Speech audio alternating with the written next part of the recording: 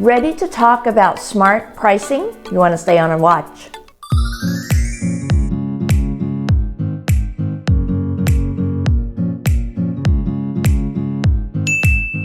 If you find this content valuable, you want to hit subscribe and the bell notification so you don't miss future videos. With the volatility of the market, it's been quite a roller coaster ride since second half of 2022.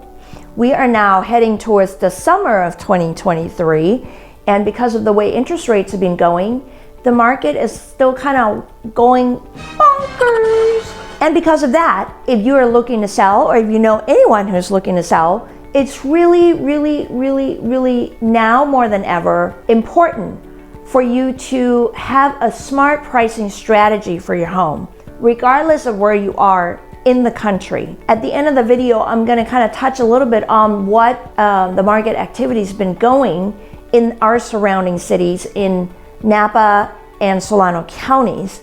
But before that, I want to talk to you about the importance of your pricing strategy when you put your home on the market. There is a term called fair market value. When you price your home at the fair market value, and the definition of fair market value is it's the price that the buyer is willing to pay and the seller is willing to sell. Typically, we arrive to the fair market value based on what has recently sold that is comparable to your property. Where you want to be pricing, especially in today's market, because believe you and me, buyers are very sensitive to what they're getting for their money right now, because interest rates are still close to 6% right now, depending on which lender you're working with and whether you're buying down the rates and so on and so forth. So that is a conversation you need to have with your lender. But with the way you're pricing your home, you really want to get with your real estate agent who's going to be listing your home and let them pull the information of what has recently sold that is comparable to your home. And what I mean by that is, if your home, for example, is a 4-bedroom house, you don't want to be comparing it to a 3-bedroom house, right? Or a 5-bedroom house. You want to make the adjustment based on that. And typically, you know, it's not always across the board that way, but at least in the market that we're in, a bedroom, if you're going to have to make an adjustment, let's say you're using a sold comp of a house that sold, that maybe is 1 bedroom more than yours. So let's say your subject property is 4 bedrooms and you're comparing it to a property that's sold that is a 5-bedroom house. You need to deduct about $10,000 from that extra bedroom that you do not have. So you can't, it's not apples and apples comparison. And usually you do that because you don't have an exact comparison to use, right? And you should really go right now, for me, if I can find sold, what we call sold comps, which is comparables. If I could find sold comps that are within the last 3 months, I will pull those comps first.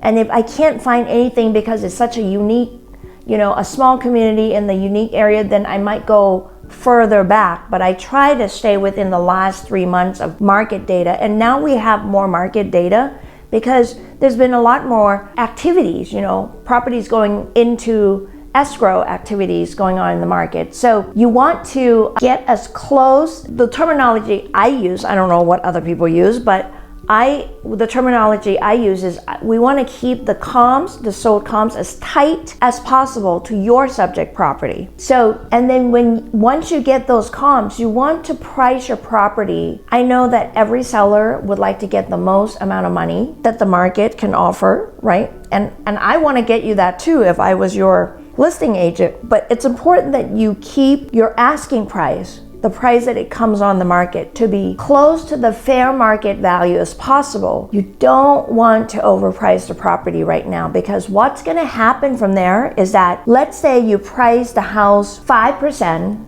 above the market value. So let's say your house is, the fair market value would be, let's say, just to round things off, $700,000. And you are looking to price it 5% above that. And there is no sold comp to really support that number. Well, 5% of 700,000 is 35,000. Now you want to list it at 735. Let's say you put it on the market.